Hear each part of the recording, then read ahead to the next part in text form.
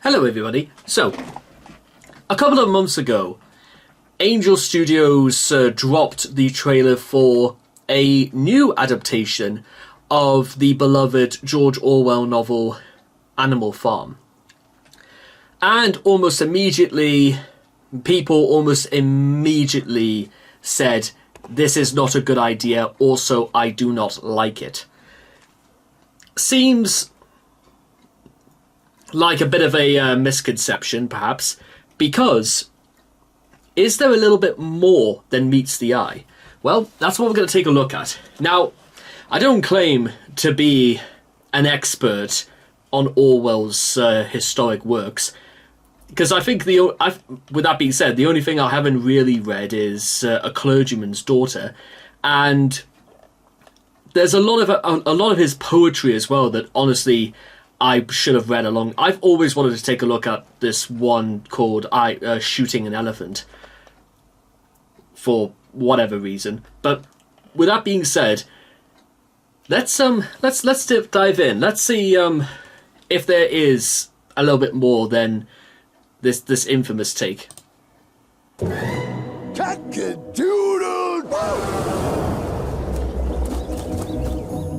Hi, Lucky. What's up? We are going on vacation. I do hope it's somewhere good. What does that say? Laughter House! That sounds awesome. I love to laugh. I think somebody said it before, but I think they could have told that Seth Rogen was going to be in it before he even spoke. So the first thing I almost immediately comes to mind is that it's a very vibrant looking film, but I also think it looks, I don't know if it's just the colour scheme, but it looks a little bit overly saturated, probably maybe for my taste. Now, it is true that apparently Napoleon was meant to be a Berkshire boar, but I suppose when you get in angles like that, when you see him like squinting and you see the ruggedness of his teeth, he does look about as savage as you'd imagine Napoleon. But hang on, small detail, Napoleon isn't even piebald, which I'm not going to try and quote word for word about everything that's supposed to happen. That seems a little over the top.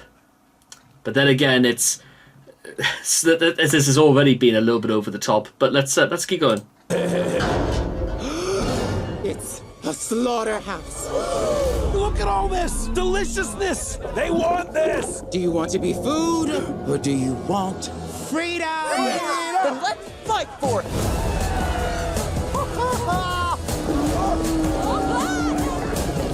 We're free. Whatever goes upon two legs is an enemy. 4 legs, good. 2 legs, bad. No animal shall wear clothes. Huh? What? We're show pigs. And all animals are equal.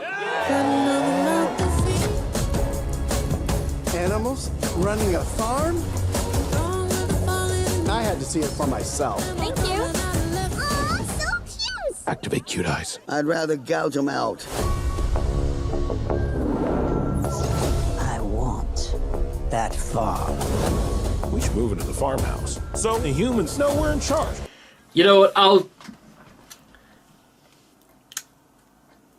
Okay, so two things almost immediately come to mind. Now, I do know of Andy Serkis. I can't tell you on the top of my head what he has directed, mostly because, well, it's neither really here nor there about who directs what. As long as the movie's good, then that's the way it starts for me, if we're being honest. But also,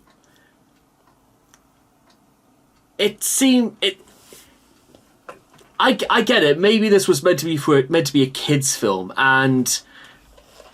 but I also think that's really the first problem with this, is that it is aimed towards kids. Because for those who've ever read George Orwell's Animal Farm, despite George Orwell claiming at the very beginning that it's a fairy story, or it's not really for kids at all. Because outside of the subtext about it being a metaphor for the Russian Revolution, and even removing subtext that Mr. Frederick is supposed to be a stand-in for Adolf Hitler. Yeah, you got.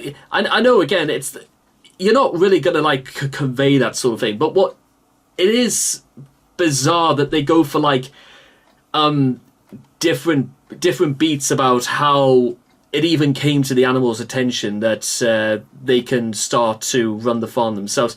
It doesn't even occur to them exactly how they can establish animalism. And it's not really through Old Major. It's through Snowball for some reason. With that being said, I don't even know if Snowball is even going to be a factor in this. Maybe it's just Napoleon and Squealer who are the ones who are meant to be running this.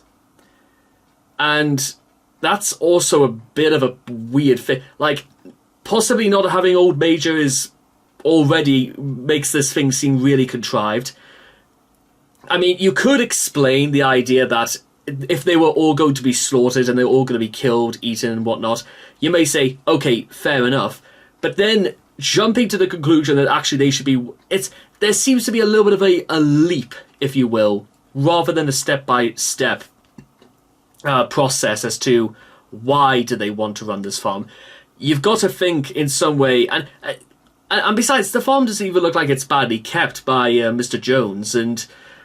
You have to also explain outside of... it seems like that already I'm starting to like poke holes at this. I thought I was going to come into this to defend it, but let's get towards the end of it. Let's save it for when we get to it. You are about to become my new best friends. Pigs and humans working together. I like the optics. Oh, we love the optics. What are optics? I think it's a kind of seafood.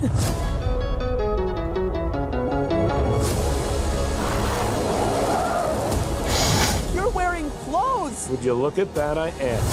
Everything's different, but we're still friends. All animals are equal, but some are more equal than others.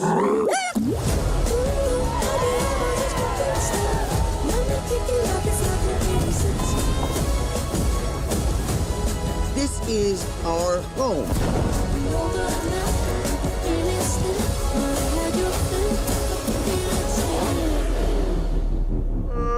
Squealer! I parked the car! Let's have no one do that again. Animal Farm, A Cautionary Tales. In theaters May 1st. Recommended for ages 11 and up. 11 and up? That seems a bit excessive for this. And of course, I recognise some of these immediately. So apparently it's meant to be a Canadian production. I don't really know what that has to do with anything, but that's a bit of a weird thing to point out for whatever reason. Right, so they call it a cautionary tale, which that might be a bit of an interesting thing to start with. Now, I spoke before about, for those who have read Orwell's original novel, but because there have been two other adaptations of George Orwell's Animal Farm. There was the Hallison Bachelor 1954 film that came out. Interesting enough, that was the very first full British animated feature, was George Orwell's Animal Farm. And to be fair, it's a really, really good movie. Because it's done by, for those who don't know, Hallison Bachelor were a husband and wife animation team, and they produced an awful lot of the early PIFs for British syndication. PIF being public information films, for example. Then there was another adaptation that was made, I believe, in either 97 or 99, which they tried to do a bit of they kind of did what like The Lion King did, and how they used like real animals, and they kind of like used like I think it's more puppetry than anything else to make their mouths move and stuff like that. I think that's a little bit more like what they were going for, because, well, it certainly does follow the beats of the story probably a little bit closer than what this does. Now, with that being said, let's go back a few steps, because outside of these, there have also been several audiobook adaptations of Animal Farm. Some have been done by likes of Stephen Fry, the late great Timothy West. What I'm trying to get at with all this is that the two other films, the original book, audiobooks, whatever it may be, they're not going anywhere. So it seems a little bit of an exhaustive effort to get angry at this when you already have alternatives. I'm not saying the alternatives are perfect or anything like that, but there are some charmful notes about like the other ones. I think the idea of the puppetry one from the 90s is it's a good idea, and it's actually quite good that they try to do it that way, even before Disney completely screwed the pooch on that idea 20 years later. Yeah. And the 1954 has other little quirks to it as well. Produced by a husband and wife team. First British animated film. All the voice acting is done by one person, interestingly enough.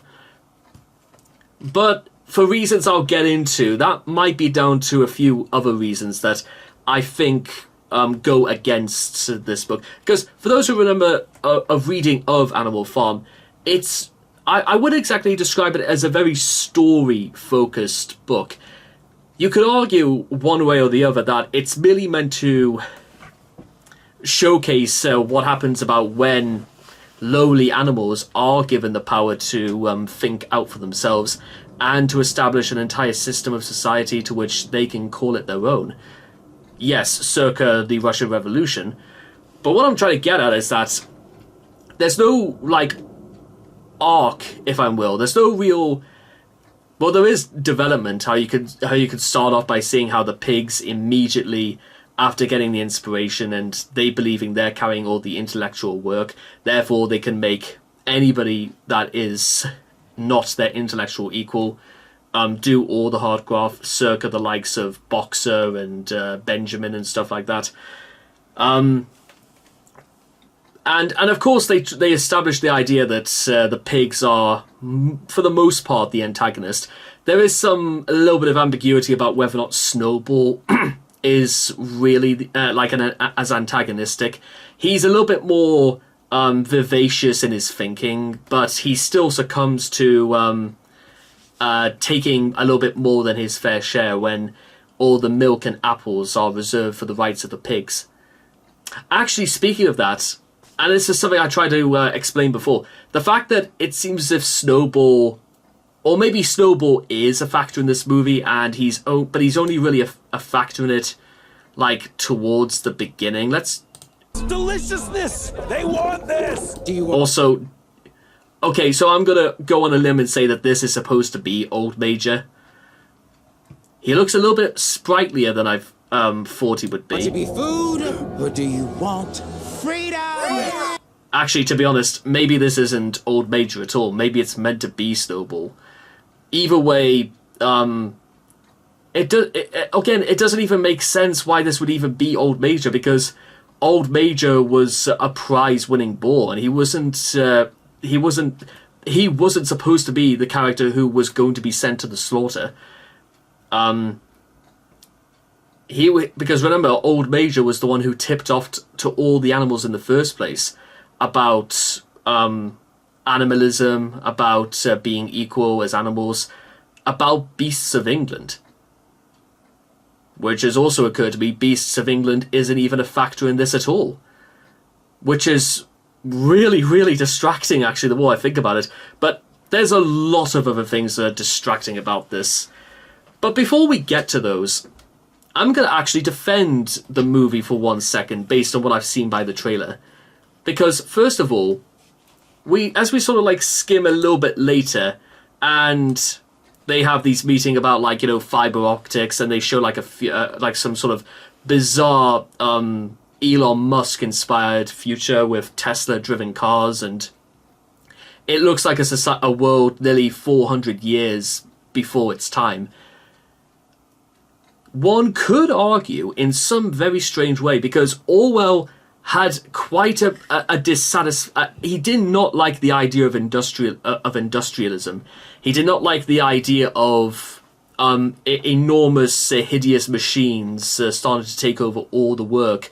and what exactly was a man supposed to do now that he couldn't actually create or do anything because all the hard work, all the labour had been completely taken away from him, and he was merely pottering about, left to his own devices. But what on earth is he supposed to do without any level of discomfort to which he can actually start working against? I think the point of stuff like that is that this is meant to showcase in some way what we're starting to head towards. Cold steel, lights, things that are supposed to convey information, but they don't really equate or mean anything because it seems far too abstract and far too uninspired. I think that maybe the idea is that we're heading more into this direction, and Orwell's trying to, well, Andy Serkis is trying to convey the idea that actually the way things are done, it may not be perfect, but guess what? It's a much richer alternative, because communism in many ways was the alternative to what the Russians were going through during the revolution. It was certainly what they were working towards, if that made sense. And as I said before, the other works, the other adaptations and everything like that, they're not going anywhere. So if you want to stick with those and go by the beats of those adaptations and stuff like that, you're more than welcome to. You could argue it's a bit of an ambitious idea, that maybe they want to introduce this idea. However, unfortunately, the problem unfortunately, it sort of goes downhill in many other aspects, because one, what on earth does Ellen DeGeneres want, who looks like she runs a multi-billion-dollar corporation, possibly want with a farm? What exactly does she have to gain from any of this? And then for other things that don't make sense, what on earth do pigs or even want with sports cars? And if the idea that they were just going to be using it to establish a society in which they could slob and pig out, one could argue that's exactly what goes on in the real world, whilst they're doing it on the backs of those who are working for them, which maybe that's the point. Actually, maybe it is the point. But the problem I have with this, and it's something that crops up quite a lot later, is there seems to be some sort of confusing point to be had with what looks like Squealer as the protagonist, because for those who remember, Squealer is not exactly the most endearing of characters in the book. Squealer was the impetus that Napoleon used to literally convince anybody who disagreed with them that they were going to be in the right, and that Napoleon is always right as long as he said it. Actually, that doesn't work. You know why that doesn't work in something like this? Because where are the dogs? Where's Napoleon's legion of vicious canines that will intimidate anybody by force to fall in line and to literally do everything that Napoleon says? Or his special committee. Where are they? They are nowhere to be seen in this. I know that doesn't sound like much, but actually, yeah, it becomes more distracting the more you think about it, and I'd say those are the problems that arise when you think of you try to adapt the idea of Squealer as the protagonist, because if you're trying to go for the angle that Napoleon is supposed to be the protagonist, that's even more concerning, because I'm gonna say just for the record right now, there is absolutely no way George Orwell envisioned the idea of Napoleon as the protagonist, because that would insinuate by a small simple logic of thought that he thought the idea of Stalin as the protagonist, when that you couldn't be any further from the truth. if we're trying to go through the idea that because realistically Benjamin or Box, but then like I said before, because Animal Farm has a little bit of a not really a focus on like story, I want to say, you could almost argue that it could be Benjamin, Boxer, Muriel, Clover, Moses, if you wanted to, as the main character, as the main characters, if you really wanted to. Some have their points. Moses definitely doesn't. Muriel also is a very, very hard stretch, but I think it's more logical for someone like Muriel than Napoleon, is also what I'm getting at. But that's also for the fact that, again, it's either Snowball or Old Major are not in this, and you kind of need both of them in this sort of story. And yeah, because of there being no dogs whatsoever, where on earth are we meant to come up with the idea about how could Napoleon get anyone to go along with what he says? Because even in the book, they conveyed the idea that trying to run any sort of orderly society without any deviation, without extreme penalties, isn't really going to work. So much of this movie seems to be almost tainted on the back of the fact that they're doing this for kids, and you can't really do a story like this. I'm not saying you can't do a story like this for kids, but I think they've chosen the worst possible subject matter to do for this kind of premise. Now, if I was to, again to just to finish this whole thing off, if the whole point was that it's supposed to be a bit of a glimpse as to where we're going, fair enough. But also at the same time, if you really wanted to go back and reread Animal Farm, you could almost arrive at the same conclusions anyway by the things that they were doing. Also, you could have taken a look at a lot of other George Orwell's books to give his take on industrialization and, well, the theories of war and bloodshed and stuff like that. So yeah, Animal Farm, a cautionary tale.